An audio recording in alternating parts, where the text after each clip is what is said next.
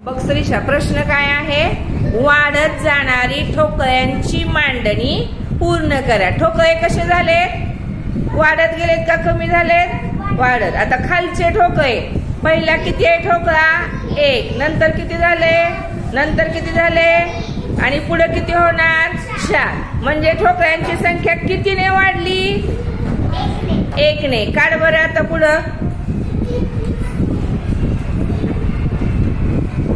पटपट पटपट काढ.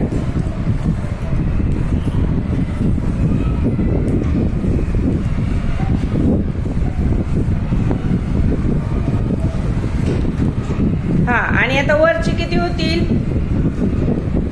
हा,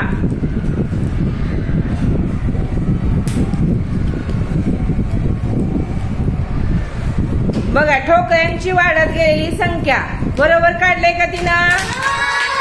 खाली 1 पासून सुरू झाले. 1 2 3 आणि 4. वरती 1 2 आणि 3. सर्वांनी श्रीषाचं काय करायचं?